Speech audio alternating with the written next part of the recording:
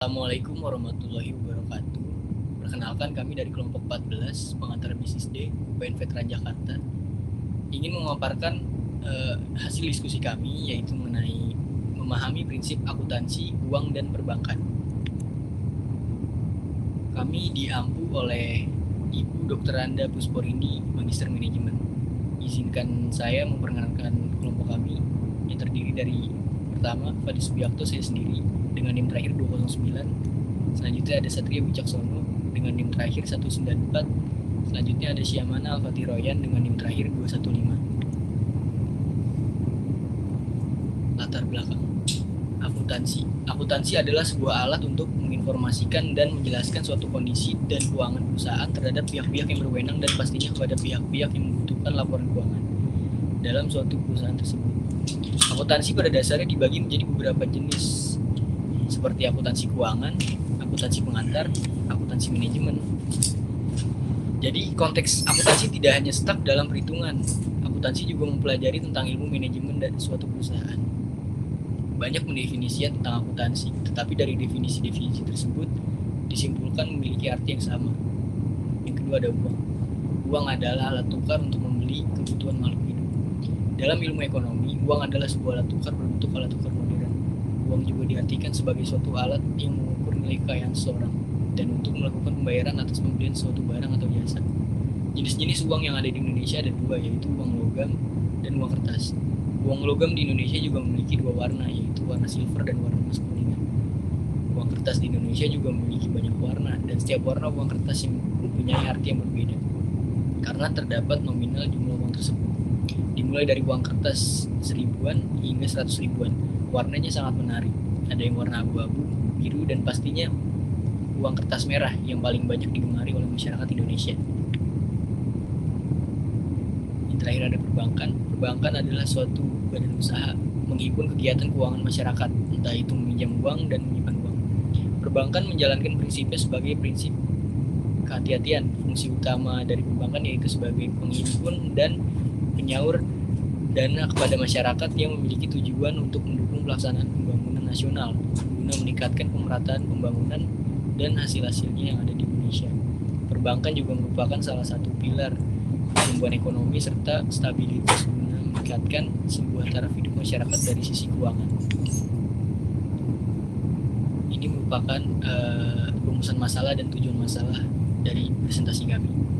Yang pertama ada rumusan masalah, pengertian akuntansi dan contoh kegiatan akuntansi di kehidupan sehari-hari. Yang kedua, pengertian uang dan contoh kegiatan yang berkaitan dengan uang dalam kehidupan sehari-hari. Yang ketiga, pengertian perbankan serta contoh kegiatan perbankan dalam kehidupan sehari-hari. Yang keempat, hubungan antara prinsip akuntansi, keuangan, dan perbankan dalam bisnis serta contoh sebuah bisnis yang menerapkan prinsip akuntansi, keuangan, dan perbankan. Selanjutnya ada tujuan masalah. Yang pertama, mengetahui pengertian akuntansi dan contoh-contoh kegiatan akuntansi di kehidupan sehari-hari. Yang kedua, mengetahui pengertian uang dan contoh kegiatan yang berkaitan dengan uang dalam kehidupan sehari-hari. Yang ketiga, mengetahui pengertian bank serta contoh kegiatan perbankan dalam kehidupan sehari-hari. Yang keempat, mengetahui hubungan antara prinsip akuntansi, keuangan, dan perbankan dalam bisnis serta contoh sebuah bisnis yang menerapkan prinsip akuntansi, keuangan, dan perbankan. Selanjutnya akan dibacakan oleh teman saya. Selanjutnya, pengertian akuntansi dan contoh kegiatan sehari-hari dalam akuntansi. Akuntansi pada dasarnya sama seperti ilmu-ilmu lainnya. Dalam perkembangannya, akuntansi mengalami perjalanan yang sangat panjang. Beberapa ahli sejak peradaban kuno di Babilonia, Cina, Mesir, dan Yunani sudah mengemukakan pernyataan tentang pengertian akuntansi. Saat itu, catatan akuntansi digunakan dalam perhitungan biaya-biaya buruh, serta biaya-biaya bahan yang dipergunakan dalam pembuatan bangunan seperti pembuatan piramid di Mesir. Accounting Principle Board atau APB dalam Statement nomor 4 dalam Work and Trade-nya pada tahun 1997 menyatakan bahwa akuntansi adalah sebuah kegiatan jasa yang pada dasarnya menyediakan informasi kuantitatif, khususnya yang bersifat keuangan dan tentang entitas ekonomi yang berguna untuk pengambilan sebuah keputusan ekonomi dalam membuat pilihan-pilihan yang memiliki nalar yang tepat diantaranya yaitu berbagai alternatif arah tindakan menurut American Institute of Chartered. Public Accounting atau AICPA yang tertulis dalam Hendrickson tahun 2000 yang mendefinisikan akuntansi adalah sebagai suatu seni pencatatan, penggolongan, dan pengiktisaran dengan cara tertentu dan dalam sebuah ukuran moneter atau transaksi serta kejadian-kejadian yang pada umumnya bersifat keuangan dan yang termasuk menafsirkan suatu hasil-hasilnya. Suarjono pada tahun 2005 ini, ia berpendapat bahwa sebagai perangkat pengetahuan yang mempelajari rekayasa teknologi, penyediaan jasa berupa suatu informasi keuntungan kuantitatif dalam sebuah unit-unit organisasi di suatu lingkungan atau negara tertentu dari cara penyampaian pelaporan atau informasi kepada suatu pihak yang memiliki kepentingan untuk dijadikan dasar dalam suatu pengambilan keputusan. Next. Dari definisi akuntansi tersebut, masing-masing diberikan oleh AICPA, yang jelas sekali menunjukkan perbedaan yaitu akuntansi sebagai seni, akuntansi sebagai ilmu, dan akuntansi sebagai teknologi. Dari tiga dasar tersebut, itulah pengertian yang mendalam dan menganalisis secara filosofis, sehingga dapat diketahui di mana sebenarnya sebuah posisi akuntansi itu berada. Penerapan akuntansi dalam kegiatan sehari-hari yaitu misalnya untuk mencatat segala keperluan yang bertujuan untuk mengatur keuangan seseorang atau mengatur keuangan suatu perusahaan. Manfaatnya kita bisa mengetahui apa saja penerimaan serta pengeluaran dari uang yang kita punya serta dengan menerapkan akuntansi kita bisa mengawasi, mengontrol, dan merencanakan keuangan kita agar menjadi yang lebih bermanfaat dan pastinya berhemat. Next. Yang kedua, pengertian uang dan contoh kegiatan yang berkaitan dengan uang dalam kehidupan sehari-hari. Menurut Ibnu Khaldun, seorang tokoh yang hidupnya di masa zaman Al-Ghazali, bahwa ia menjelaskan tentang konsep uang. Ia berpendapat bahwa sebuah status kekayaan suatu negara tidak diukur dengan uang dipunya negara tersebut, tetapi kekayaan suatu negara diukur dengan produktivitas negara tersebut atas dasar neraca pembayaran yang positif. Sedangkan Ibnu Rushd memandang bahwa uang adalah alat tukar untuk mengukur komoditas, nilai harga di setiap barang yang dikenal sebagai unit mata uang. Ada tiga konsep keuangan menurut Al-Ghazali, yaitu yang pertama, barang atau benda yang berfungsi untuk mendapatkan suatu barang lain. Yang kedua, benda tersebut tidak mempunyai nilai sebagai suatu barang. Dan yang ketiga, nilai suatu benda yang berfungsi sebagai mata uang ditentukan keterkaitannya dengan fungsi uang sebagai alat tukar. Menurut Ahmad Hasan, jenis-jenis yang terdiri atas beberapa jenis, yaitu yang pertama uang komoditas, yang kedua uang logam, dan yang ketiga uang kertas. Dalam kehidupan sehari-hari, uang digunakan sebagai alat tukar untuk membeli suatu barang. Dengan adanya manusia bisa membeli suatu barang yang ia butuhkan. Uang juga bisa diartikan sebagai penimbun kekayaan seseorang. Hal ini dikarenakan orang-orang mengukur tingkat mampu dan tidak mampunya orang lain dilihat dari seberapa uang yang mereka punya. Selanjutnya akan dibacakan oleh rekan saya. 3. Pengertian perbankan serta contoh kegiatan perbankan dalam kehidupan sehari-hari. Menurut Undang-Undang Republik Indonesia Nomor 10 Tahun 1998, dijelaskan bahwa bank adalah suatu badan usaha yang bergerak dalam bidang keuangan. Maka dari itu, aktivitas perbankan selalu saja berkaitan dengan uang. Aktivitas perbankan yang paling utama adalah menghimpun dana dari masyarakat yang luas dan dikenal dengan istilah funding.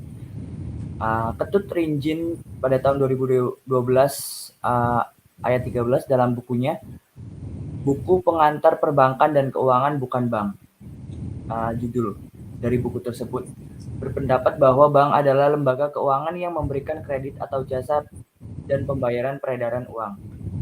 Dr. Kasmir dalam bukunya yang berjudul Dasar-Dasar Perbankan juga berpendapat bahwa bank adalah lembaga keuangan yang menghimpun dana masyarakat dan menyalurkan kembali dana tersebut kepada masyarakat yang membutuhkan.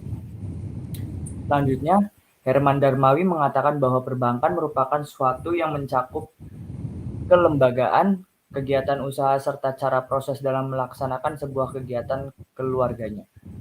Manfaat bank dalam kehidupan sehari-hari yaitu yang pertama ada working balance yaitu prosedur transaksi harian, yang kedua ada investment fund yaitu tempat investasi, yang ketiga ada saving purpose yaitu memberikan suatu jaminan keamanan dalam menyimpan uang.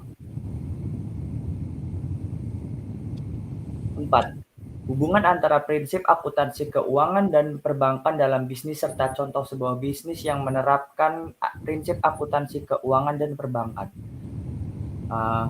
Dalam membangun sebuah bisnis pastinya memerlukan suatu susunan, dan susunan tersebut meliputi akuntansi, keuangan, dan perbankan. Dalam bisnis pasti membutuhkan sebuah akuntansi untuk mengatur laporan keuangan yang ada dalam perusahaan tersebut. Bisnis juga membutuhkan keuangan sebagai modal agar terciptanya suatu bisnis yang maju. Dalam bisnis perbankan juga sangat berperan.